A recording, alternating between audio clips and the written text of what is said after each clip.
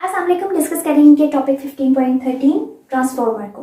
Transformer बहुत ज़्यादा important हमारा टॉपिक है। इसमें से अक्सर नहीं बल्कि बहुत हर दफ़ा ही शॉर्ट क्वेश्चन भी पूछे जाते हैं, न्यूमेरिकल्स भी आ जाते हैं एंड एमसीक्यूज भी आते हैं। सम टाइम ये पहले बोर्ड में लॉन्ग क्वेश्चन के तौर पे भी पूछ लिया जाता था। तो ये हमारा पूरा का पूरा टॉपिक हर लिहाज से बहुत ज़्यादा इंपॉर्टेंट है।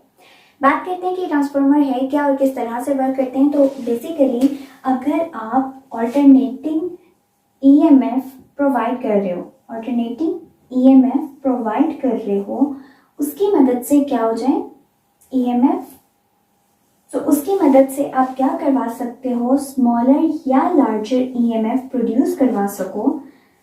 तो उस डिवाइस का नाम क्या है? उस डिवाइस का नाम है ट्रांसफॉर्मर। इसका मतलब है हम कुछ ऐसी बात कर रहे हैं कि हम एक पॉइंट पर खुद से कोई वोल्टेज प्रोवाइड कर रहे होंगे, कोई ईएमएफ प्रोड्यूस करवा रहे होंगे और उस ईएमएफ के बिहाफ पर दूसरी साइड पर कोई ना कोई ईएमएफ खुद ही से इंड्यूस हो जाएगा। इसका मतलब है ट्रांसफॉर्मर में जो प्रिंसिपल है ट्रांसफॉर्मर का, वो क्या होना चाहिए? Mutual induction.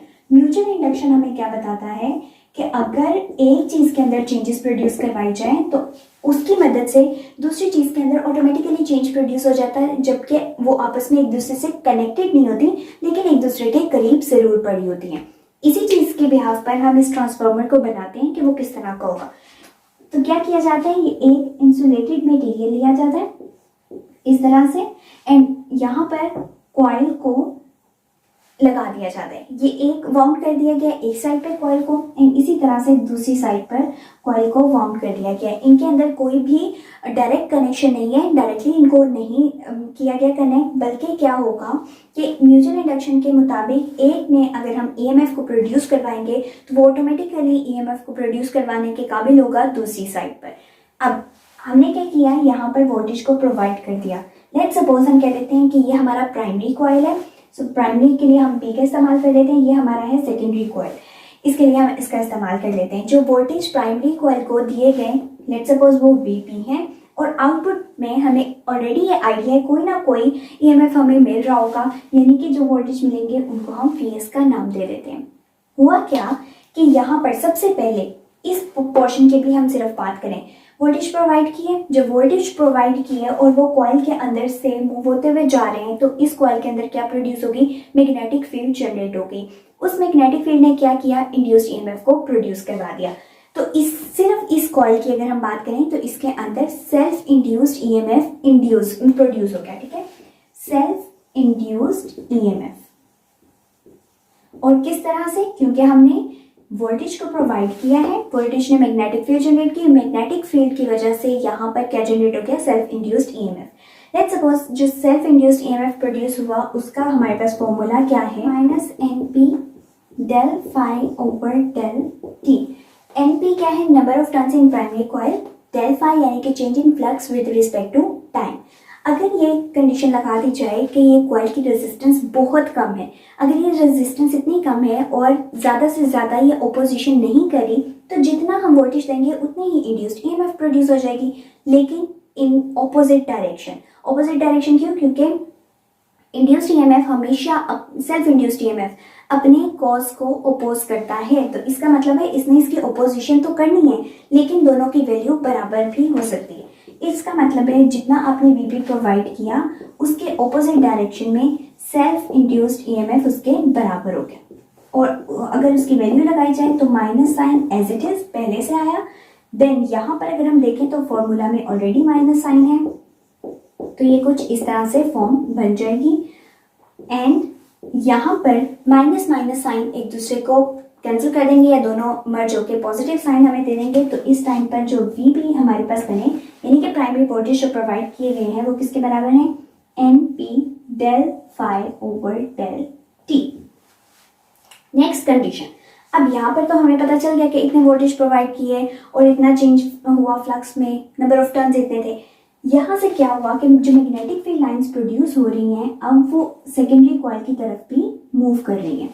जब सेकेंडरी कॉइल के अंदर ये मैग्नेटिक फील्ड लाइंस ट्रेवल करेंगी, पहले जब सर्किट के अंदर कोई वोल्टेज नहीं था, कोई यहाँ पर लाइन नहीं है, लेकिन अब जैसे जैसे यहाँ पर वोल्टेज को देते जा रहे हैं तो मैग्नेटिक फील्ड लाइंस का नंबर भी इसमें से पास होना शुरू हो चुका है, वो चेंज होता जा रहा है, यानी कि चेंज आ रहा है फ्लक्स के अंदर। नंबर ऑफ लाइंस डिफरेंट पास हो रही हैं इस एरिया के अंदर से। जब वो फ्लक्स प्रोड्यूस होगा तो उस फ्लक्स की वजह से क्या प्रोड्यूस हो रहा है, इंड्यूस्ड ईएमएफ, और वो इंड्यूस्ड ईएमएफ क्या दे रहा है, हमें वोल्टेजेस प्रोवाइड कर रहा है।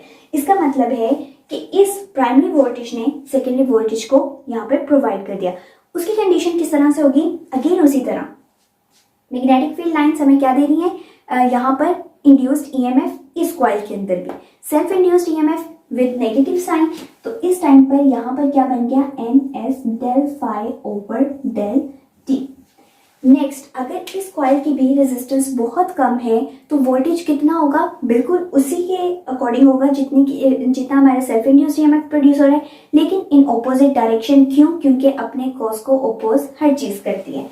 अगेन जो वी एस आएगा वो कितना होगा, minus N S del phi over del t. इसका मतलब है जो वी एस है वो भी क्या हो गया, पॉजिटिव हो गया, N S del phi over del t. VP भी मौजूद है, वी एस भी मौजूद है। अगर हम इन दोनों को डिवाइड कर दें, सो हम क्या करने वाले हैं कि सेकेंडरी वोल्टेज पे प्राइमरी वोल्टेज को डिवाइड कर रहे हैं। ठीक है, डिवाइड करने से क्या हुआ, इसकी इक्वेशन आ चुकी है N S del phi over del T.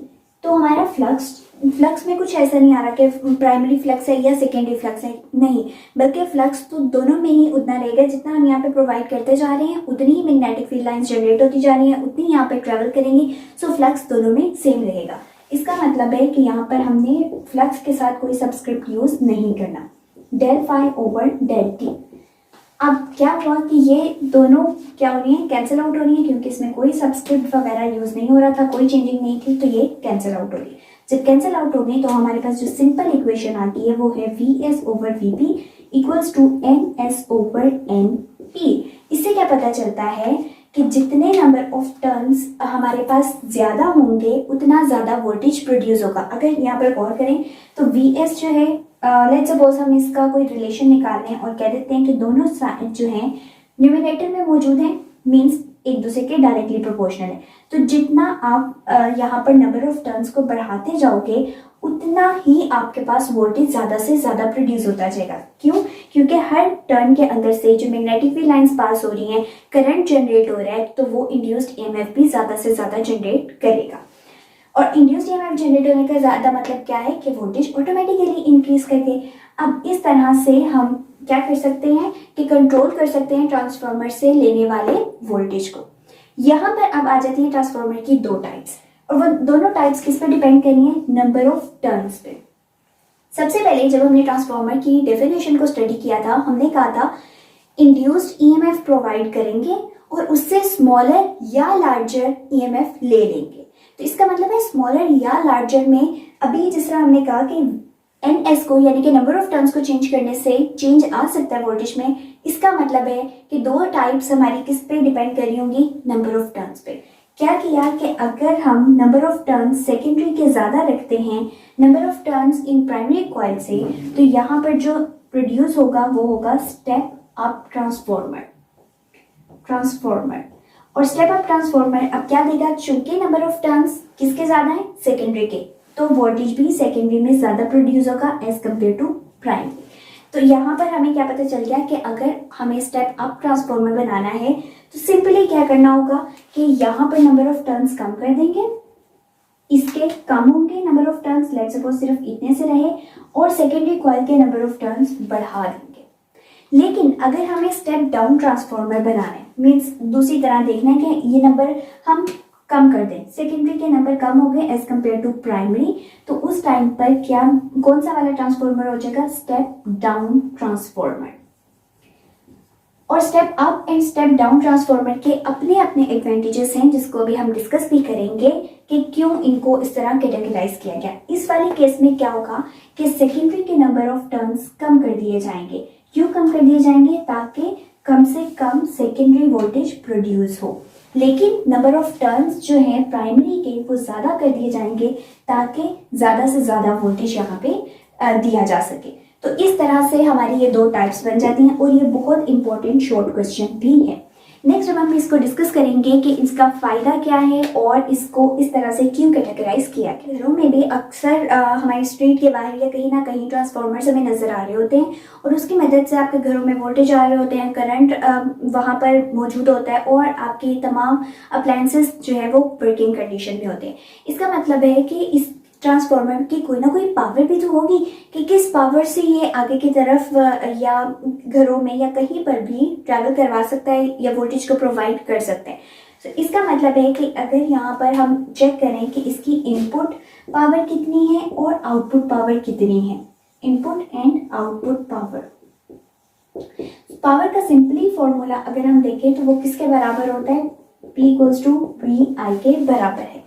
अगर यहाँ पर देखा जाए, गौर किया जाए तो ट्रांसफार्मर हमारा कुछ इस तरह से था कि ये एक मटेरियल है, मटेरियल के ऊपर जो इंसुलेटेड मटेरियल था यहाँ पर कोर मौजूद है, एक कॉइल मौजूद है एंड यहाँ पर कॉइल मौजूद है। VB यानी कि प्राइमरी वोल्टेज दिए गए और सेकेंडरी वोल्टेज ले लिए गए और इस सारे से हुआ क्या है कि करंट प्रोड्यूस हुआ। इसका मतलब है यहाँ पर IPB मौजूद होगा एंड ISB मौजूद होगा।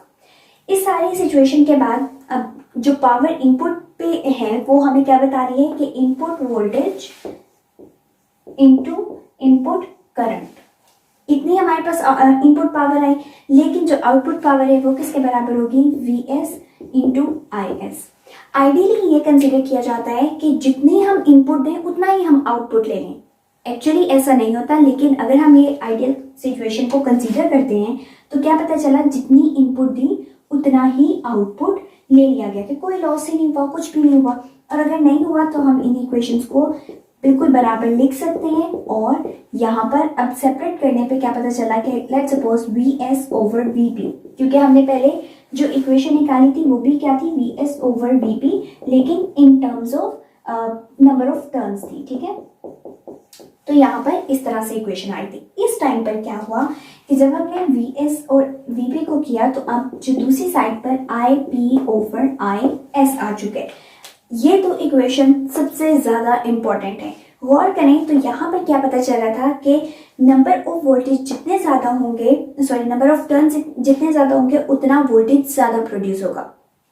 अब यहाँ पर आके पता चला कि ठीक है, अगर हम इसको बढ़ा देते हैं तो ये तो बढ़ जाएगा, लेकिन अगर हम सेकेंडरी वोल्टेज जब बढ़ चुके हैं तो उसमें करंट इन्वर्सली प्रोपोर्शनल आ रहा है। यहाँ पर अगर हम सिर्फ इन दो को गौर करें तो क्या है कि करंट अब डिनोमिनेटर में, अगर हमने इस वोल्टेज को बढ़ा दिया करंट डिक्रीज कर जाएगा। यहाँ पे क्या पता चला कि नंबर ऑफ टर्न्स हम किस में बढ़ाते हैं, स्टेप अप ट्रांसफार्मर में। सो स्टेप अप ट्रांसफार्मर में अगर वोल्टेज ज़्यादा हो गई करंट डिक्रीज कर जाएगा। अगर हम स्टेप डाउन ट्रांसफार्मर की बात करें उसमें हम क्या करते हैं कि नंबर ऑफ टर्न सेकेंडरी के कम कर देते हैं। इसका कम होने का मतलब क्या है, सेकेंडरी वोल्टेज में कमी, और सेकेंडरी वोल्टेज में अगर कमी आएगी तो इसका मतलब है कि सेकेंडरी करंट बढ़ जाएगा। ये मेन इंपॉर्टेंट पॉइंट है जो बहुत ज़्यादा ज़रूरी है। अब यहाँ पर इसके करंट को कम या ज़्यादा करने की क्या वजह है। सबसे पहली बात कि जहाँ स्टेशन पे कोई भी अगर हम पावर प्लांट की बात करें वहाँ पर जनरेट हो रही है इलेक्ट्रिसिटी, सब कुछ बन रहा है, वहाँ से आपके घर तक आने में कितना फासला उसको ट्रैवल करना पड़ता है। जब वो इतना फासला ट्रैवल कर रही है इलेक्ट्रिसिटी तो रास्ते में क्या ऐसा नहीं होता कि कोई लॉस हो जाए, कमी आ जाए, और अगर इसी तरह कमी आती रहेगी तो ये हमारे लिए तो बहुत मुश्किल की बात हो जाएगी कि पहले ही बिजली कम प्रोड्यूस होती है और आगे भी वो ना पहुंच सके तो बिजली खत्म हो जाएगी। अब होता क्या है कि लेट्स सपोज हम कह रहे हैं कि ये पावर स्टेशन है और ये ग्रिड स्टेशन है। अभी ग्रिड स्टेशन भी होते हैं, उसके बाद हमारे गली मोहल्लों तक ये नेक्स्ट आती है, लाइट आती है, करंट आता है। यहाँ से यहाँ तक पहुँचने के लिए ही क्या चाहिए होती हैं, बहुत हैवी किस्म के वायर्स चाहिए होती हैं जिनकी रेजिस्टेंस ज़्यादा हो, लॉस कम हो सके और ट्रैवल करते हुए करंट यहाँ तक पहुँचे। एंड उसी तरह से आगे भी हमने ट्रैवल करवाने के लिए कोई ना कोई वायर्स का इस्तेमाल किया होता है। इसका मतलब है कि वायर्स की अपनी कोई ना कोई रेजिस्टेंस है, करंट पास आउट कर रहा है, इसमें पावर लॉस भी होगा। और पावर लॉस किसके बराबर है, पावर लॉस वो बराबर है I²R के। अब यहाँ पर चूंकि हम कह रहे हैं कि हमने पावर प्लांट के ऊपर जो वहाँ से ट्रांसमिट करने के लिए इस करंट को ली हुई है वायर्स, उनकी रेजिस्टेंस बहुत ज़्यादा है। अगर वो रेजिस्टेंस बहुत ज़्यादा है तो करंट ऑटोमेटिकली क्या हो जाएगा, कम हो जाएगा, क्योंकि अब इसमें प्रोडक्ट है, हमें पावर लॉस को कांस्टेंट रखना है। जब एक चीज़ को बिल्कुल कांस्टेंट रखना होता है, लेट्स सपोज हम कह देते हैं कि यहाँ पर 10 है, ठीक है। जब हमने 10 बनाना है तो पहली बार में, अभी हम मैं स्क्वायर को नहीं कंसीडर करी, वैसे ही सिंपल एग्जांपल ले रहे हैं, 2 इंटू 5 भी 10 देता है, 5 इंटू 2 भी 10 देता है। हमने कह दिया कि रेजिस्टेंस तो भाई 5 रहेगी, करंट को क्या होना पड़ गया, डिक्रीज होना पड़ गया, जो कि हम नहीं चाहते, क्योंकि अगर ये डिक्रीज करेगा तो हमारे घरों तक पहुंचने के लिए कोई करंट पीछे नहीं बचेगा। उस सूरत में हम काम लेते हैं इन ट्रांसफॉर्मर्स का। क्या किया जाता है कि सबसे पहले हमने ये देखा कि करंट को रिड्यूस करवाना ज़्यादा बेहतर है, ठीक है। करंट अगर रिड्यूस होगा देन हमारे पास उतनी पावरफुल वायर्स का इस्तेमाल नहीं करना पड़ेगा, बहुत ज़्यादा मटेरियल के रेजिस्टेंस को नहीं इस्तेमाल करना पड़ेगा जब ऑलरेडी करंट कम होगा। अगर हमें करंट को कम करना है तो क्या करना पड़ेगा, स्टेप अप ट्रांसफार्मर को इस्तेमाल करना पड़ेगा। तो जैसे ही पावर प्लांट पर तैयार हो जाती है बिजली, क्या किया जाता है, यहाँ पर एक स्टेप अप ट्रांसफार्मर इस्तेमाल किया जाता है। उसकी मदद से करंट को क्या करवा दिया जाता है, कम करवा दिया जाता है। जब ये करंट ही कम है और उसको पास आउट करने के लिए, उसको आगे तक पहुंचाने के लिए हमें उस रेजिस्टेंस की जो वायर है उसकी भी रेजिस्टेंस को कम लेना होगा, बहुत हैवी ड्यूटी वायर नहीं चाहिए होगी।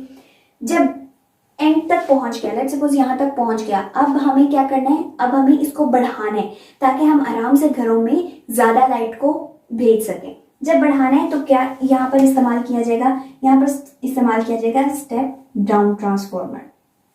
स्टेप डाउन ट्रांसफार्मर से क्या होगा, सेकेंडरी कॉइल कम किए गए, वोल्टेज कम प्रोड्यूस हुआ सेकेंडरी में, ऑटोमेटिकली सेकेंडरी करंट जो है, सेकेंडरी कॉइल में करंट वो ज़्यादा हो गया। इसका मतलब है कि पहले step up and then step down से आप बहुत इजीली पावर को ट्रांसफर कर सकते हो और विदाउट या कम लॉस करवाए हुए करंट का।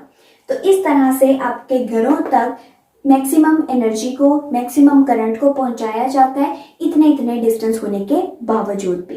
तो ये हमारी मेन पूरी रीज़न थी। अब अगर कुछ इस तरह का किया जाए कि हम क्यों ना इस इंसुलेटेड जो मटेरियल को इस्तेमाल करें, इसको भी कुछ इस तरह काम में लाएं कि थोड़ा सा मज़ीद करंट जनरेट करवा सकें, थोड़ा ज़्यादा वोल्टेज जनरेट करवा सकें। पहले में हमने ये डिस्कस किया था कि बिल्कुल इंसुलेटेड मटेरियल है, कोई आपस में कनेक्शन नहीं होगा इसका इस कॉइल के साथ। जब आपस में कनेक्टेड नहीं होंगे तो जितना भी काम होगा वो मैग्नेटिक फ्लक्स के अकॉर्डिंग होगा। लेकिन या हम नंबर ऑफ टर्न्स को कम या ज़्यादा करके कम या ज़्यादा करंट प्रोड्यूस करवा सकते हैं। लेकिन इसके अलावा भी अगर कोई ऑप्शन बनती है तो वो क्या हो सकती है, अब हम उसको डिस्कस करेंगे। अब मैग्नेटिक फ्लक्स हम बढ़ाना चाह रहे हैं ताकि ज़्यादा से ज़्यादा सेकेंडरी वोल्टेज प्रोड्यूस हो सके। तो पहली कंडीशन तो ये देख ली कि नंबर ऑफ टर्न्स हमें चेंज करने से ये कम या ज़्यादा मिल सकता है। लेकिन क्या इसके अलावा भी कोई और कंडीशन है? बिल्कुल है। हम क्या कर सकते हैं कि पहले जिस मटेरियल को, इस पूरे मटेरियल को हम क्या कंसीडर कर रहे हैं कि ये प्योरली इंसुलेटेड मटेरियल है, कोई करंट पास आउट नहीं होगा, कोई मैग्नेटिक फील्ड लाइंस इसके अंदर से कोई डिस्टर्बेंस कॉज नहीं करेंगी। लेकिन अगर हम इस मटेरियल को चेंज कर दें, एक ऐसा मटेरियल ले लें जिसके अंदर से अगर मैग्नेटिक फील्ड लाइंस पास हो रही हैं तो वो उस मटेरियल को मैग्नेटाइज भी कर सकता है, डीमैग्नेटाइज भी कर सकता है। इसका मतलब है कि हम आयरन को यहाँ पर कंसीडर करेंगे, एक ऐसा आयरन जो बहुत जल्दी से मैग्नेटाइज भी हो सके और डीमैग्नेटाइज भी हो सके। उसके लिए यहाँ पर इस्तेमाल किया जा रहा है soft iron core. Soft iron को यूज करने से क्या होगा कि जैसे ही मैग्नेटिक फील्ड लाइंस पास होंगी, ये भी एज अ मैग्नेट बिहेव करेगा। मैग्नेट बिहेव करेगा, it means magnetic field lines produce होंगी और ज्यादा से ज्यादा सेकेंडरी वोल्टेज प्रोड्यूस होने के चांसेस होंगे। लेकिन उससे हुआ क्या, जब भी हम मैग्नेटिक फील्ड की बात करते हैं तो वो इलेक्ट्रिक फील्ड भी तो जनरेट करवाती है, और इसी तरह अगर इलेक्ट्रिक फील्ड की बात करें तो वो मैग्नेटिक फील्ड। एक आयरन है जिसके अंदर से मैग्नेटिक फील्ड लाइंस अब पास हो रही हैं, तो वो क्या करेंगी कि यहाँ से चूंकि कनेक्ट किया हुआ है, कॉइल मौजूद है, कभी लाइन ज़्यादा हो रही है, कभी कम हो रही है, चेंज हो रहा है फ्लक्स में। फ्लक्स का चेंज इस कोर के अंदर भी क्या प्रोड्यूस करवा देगा, करंट प्रोड्यूस करवा देगा। और वो करंट क्या कर सकता है, वो अब हीट लॉस कर सकता है। क्यों? क्योंकि यहाँ पर भी करंट आ रहा है, यहाँ पर भी करंट आउटपुट में हम ले रहे हैं, और इस कोर में भी अगर करंट प्रोड्यूस होना शुरू हो गया तो ये तो सेटअप बहुत हीट अप हो जाएगा। और जितना हीट ज़्यादा प्रोड्यूस होगी, जितनी ज़्यादा से ज़्यादा होगी, इसका मतलब है वो तो हमारी किसी काम में नहीं आ रही, वो एज अ करंट बिहेव नहीं करी, तो हीट लॉस बहुत ज्यादा हो जाएगा, हीट लॉस। एंड इस सूरत में ये जो करंट कहलाता है इसको कहते हैं एडी करंट। एडी करंट क्यों कहते हैं? वो इसलिए कि ये करंट मैग्नेटिक फील्ड की वजह से जनरेट हुआ है और पूरे एक लूप में जनरेट हुआ है। तो यहाँ पर जो हमें करंट नजर आएगा वो इस तरह से होगा कि मैग्नेटिक फील्ड लाइंस यूं पास करिए, इन मैग्नेटिक फील्ड लाइंस के परपेंडिकुलर है एक तो, और ये पूरा लूप बना रहा है while considering the material in a magnetic field. तो ये क्या कहलाएगा? एडी करंट कहलाएगा। उस एडी करंट ने बहुत ज्यादा हीट लॉस कर दिया जो कि हमें नहीं चाहिए था। अब हम चाहते दोनों तरह से हैं कि ये वाला मटेरियल ही रहे जिसमें से मैग्नेटिक फील्ड लाइंस पास हो जाएं, लेकिन अब वो करंट प्रोड्यूस ना करवाए। उसके लिए क्या किया गया? लेमिनेशन का, इंसुलेटर के तौर पर लेमिनेशन शीट का इस्तेमाल किया गया। लेमिनेशन शीट, ये लेमिनेशन शीट अब क्या करेगी कि करंट को पास आउट नहीं होने देगी। मैग्नेटिक फील्ड लाइंस पास होंगी, आयरन के अंदर चेंजेस भी आएंगे, वो मैग्नेटिक की तरह भी बिहेव करेगा, वो डीमैग्नेटाइज भी होगा, तो लेकिन उसमें करंट फ्लो कम से कम हो जाएगा क्योंकि हमने इंसुलेटेड शीट का इस्तेमाल किया। अब यहाँ पर अगर हम इस कोर को इस तरह से लेके पहली बारीक सी लेयर देन लेयर उनको कंबाइन करके वाउंड कर रहे हैं उस पर कॉइल, तो हर लेयर के अंदर क्या कर देंगे? उस शीट का इस्तेमाल करेंगे और उस शीट की वजह से एडी करंट नहीं आएगा, हीट लॉस नहीं होगा, लेकिन एट द एंड वोल्टेज कम भी यहाँ प्रोवाइड करने पर यहाँ पर ज़्यादा से ज़्यादा वोल्टेज लिए जा सकते हैं। लेकिन फिर भी कभी भी ऐसा नहीं हो सकता कि एफिशिएंसी 100% हो जाए। एफिशिएंसी, और वो किस चीज़ पर डिपेंड करती है? जितना आपने आउटपुट लिया डिवाइडेड बाय इनपुट। जब आप कोई आउटपुट ले रहे हो डिवाइडेड बाय इनपुट इंटू 100, तो ये आपके पास क्या देगी? ये आपके पास एफिशिएंसी देगी। तो एफिशिएंसी पावर का क्या मतलब है? Output power divided by input power into 100। लेकिन फिर भी जितनी भी हम ये लेमिनेशन शीट्स इस्तेमाल कर लें, कुछ भी इस्तेमाल कर लें, थोड़ा सा हीट लॉस जरूर रहेगा। उस हीट लॉस की वजह से हमारे पास जो आउटपुट में पावर है वो कम हो जाती है, और उस आउटपुट पावर के कम होने का मतलब है कि एफिशिएंसी कभी भी उस चीज़ की 100% नहीं होगी। सो इस पूरे टॉपिक में हमने कुछ मेन पिन पॉइंट्स को डिस्कस किया कि कौन कौन सी टाइप्स हो सकती हैं, कैसे हीट लॉस को कम किया जा सकता है, पावर को कैसे कम या ज़्यादा किया जा सकता है। तो अगर हम यहाँ पर मैग्नेटिक फ्लक्स को भी कम या ज़्यादा करना चाहते हैं तो उसके लिए हमें 3 पॉइंट्स को कंसीडर करना ज़रूरी होगा कि या नंबर ऑफ टर्न्स को आप चेंज करो, या फिर आप आयरन जो हमारे पास सॉफ्ट आयरन है उसको इस्तेमाल करो, और थर्ड बात ये कि इनको बहुत अच्छे से वाउंड करो। इनका आपस में कनेक्शन ऐसा होना चाहिए, ये करीब करीब होनी चाहिए कि मैग्नेटिक फ्लक्स ज़्यादा से ज़्यादा प्रोड्यूस करवा के पास आउट हो सके। सो मैग्नेटिक फ्लक्स अगर यहाँ पर ही चेंज करवाने से यहाँ तक नहीं पहुँच पा रहा, तब भी आपके वोल्टेज कम आएंगे। सो मैग्नेटिक फ्लक्स भी यहाँ पर आपको बिल्कुल परफेक्टली देखना है कि ये एक दूसरे के करीब होने चाहिए। सो ये था हमारा कंप्लीट टॉपिक।